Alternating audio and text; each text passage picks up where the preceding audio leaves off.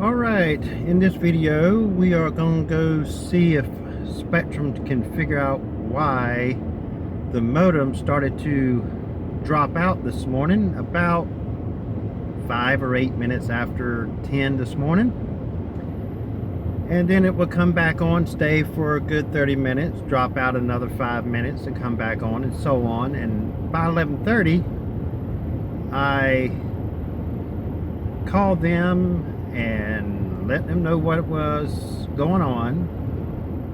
They logged into the modem, said things are not looking like they're supposed to, and while I was on the phone with them, it came back online. All the equipment showed back online. I was able to log into all the equipment.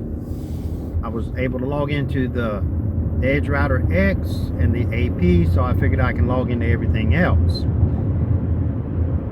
And then he informed me that the modem on their side is showing no IP. It was 0.0.0.0 right across the board, even though all my devices was connected to the internet. Now, before I called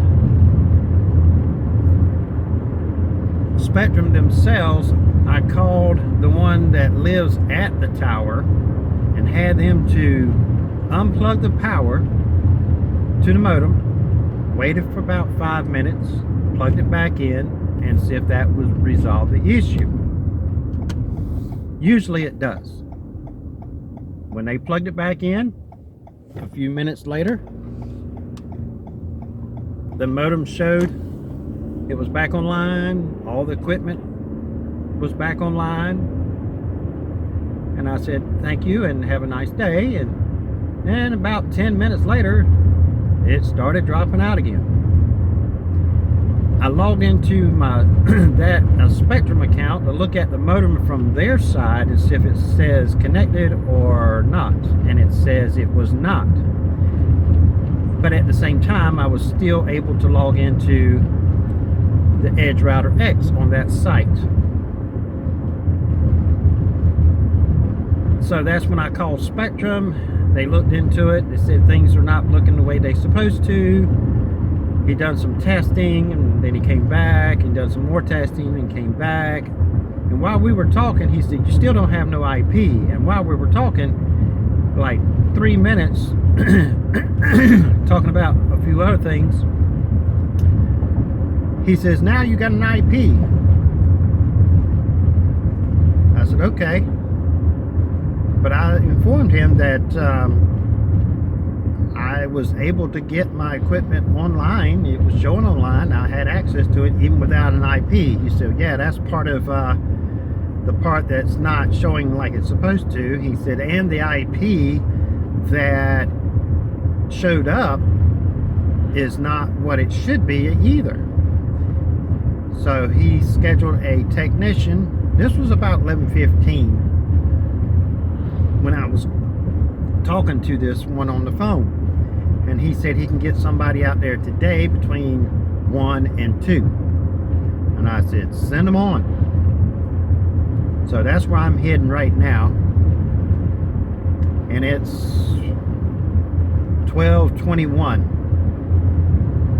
And it says I should get there at about 15 minutes. So I should get there before the technician, if he actually gets there at 1 o'clock. Usually they don't.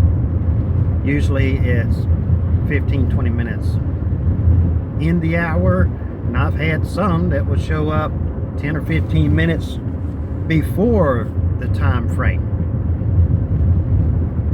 So I like to get there at least 15 minutes roughly before that hour frame window actually is there, so I can be sitting and waiting. We will see what the issue is, if they figure it out, or they just going to change the modem and just say, okay, nothing is showing up wrong or anything on, with all the tools they have testing on site, and change out the modem and call it a day, or figure out what it is and fix it. Don't know.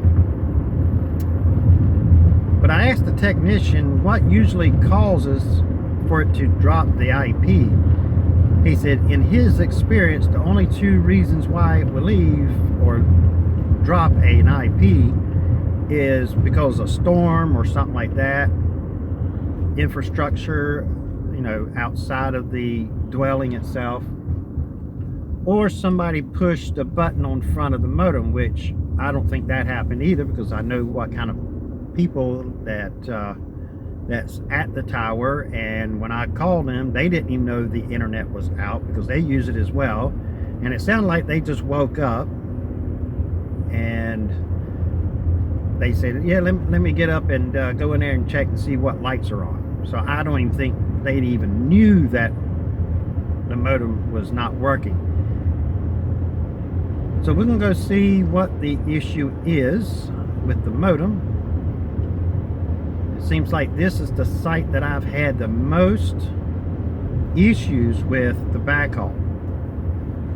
But it's been a while since I had any issues here, because after they changed that drop to the premise itself from the power line pole outside, haven't had any issues except when the power goes out, or they do an update or something like that, or something happens in that area that they are working on to fix, and it just disconnects the internet for that residence.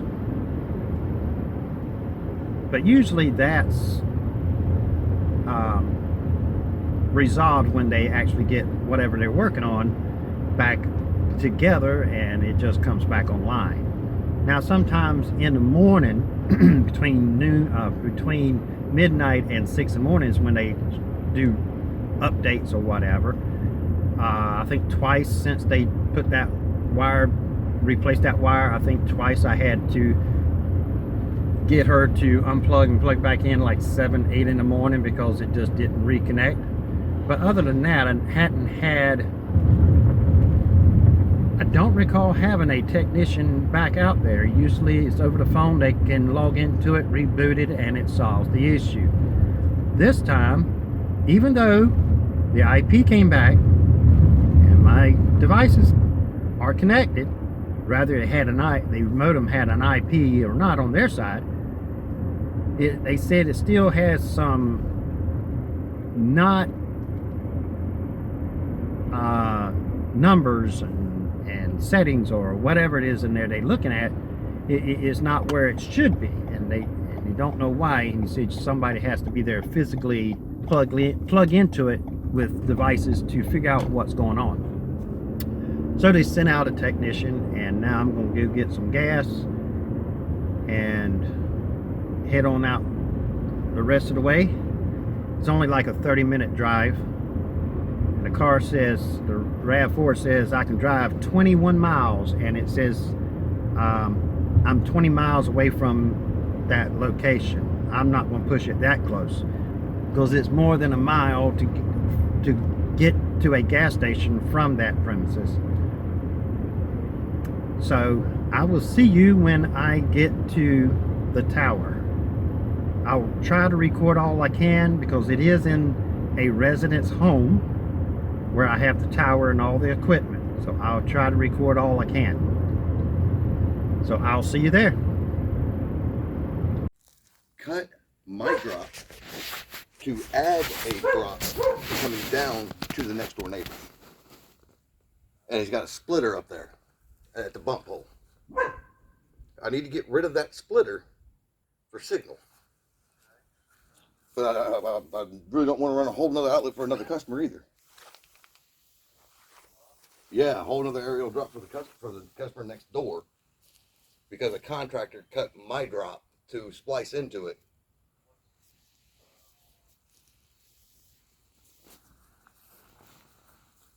Cause I got trees galore to try and get around.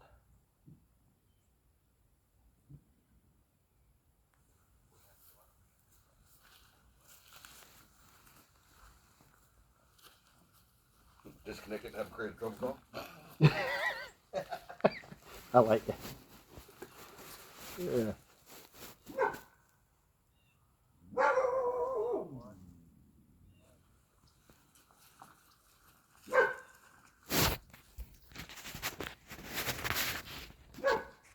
this address is, sir? All right, what we find in here is some technician, when they connected internet to this place, instead of running another... Yeah, the problem we're having is some technician came out here and gave service, as I said, to this house, and instead of running a whole drop from the node out there on the pole and run a whole new line over here and down, they just decided to just cut the wire and put a splitter right up here, which is screwing everything up. So the technician said he's going to run a whole new one for me.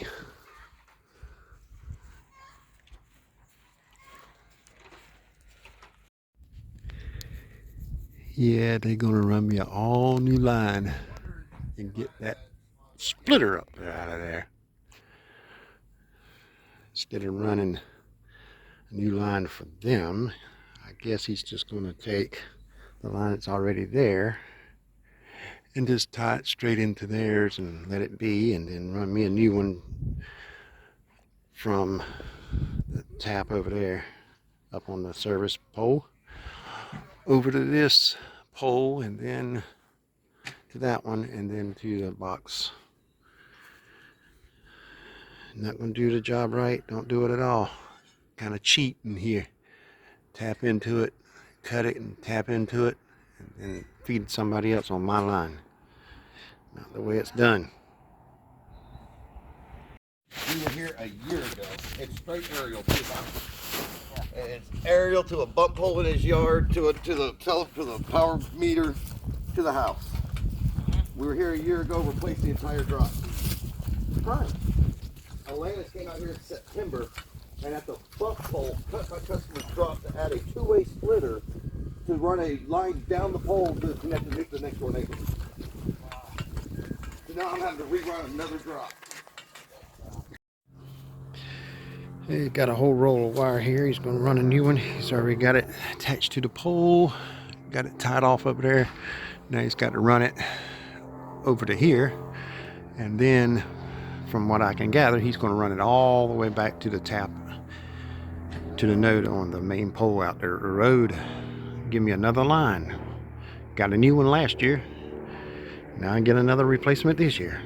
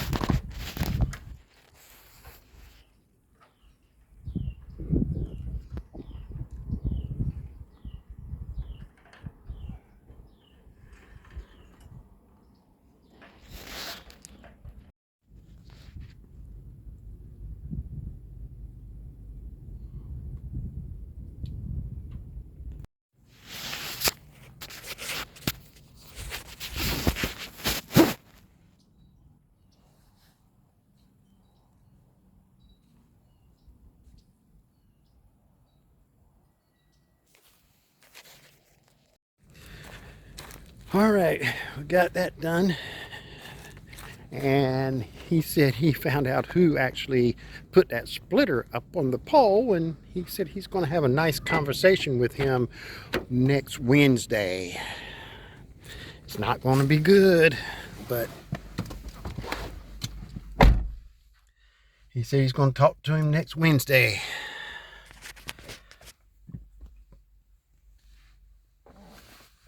Oh, let's see. I got another camera where I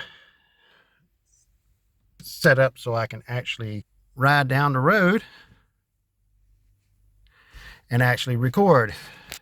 So we're going to start, let's see, get this set up. There we go. We got it connected to the remote. Now I'll push a button that I have here, and it will actually, so I be hand free. I can, let's see where you at. Now that I'm actually on that one, I can put this phone up and get back to the studio, get some more coffee, edit this video,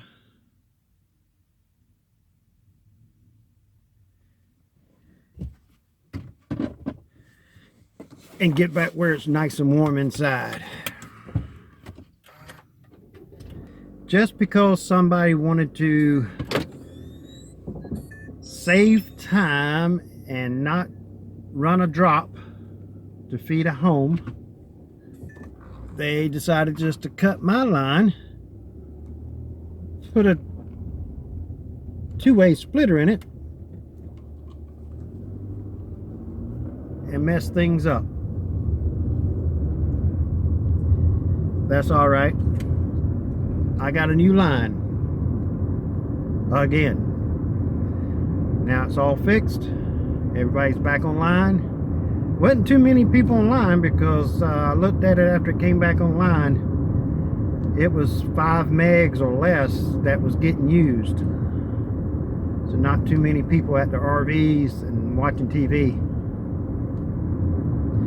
But that will change as the weather gets warmer.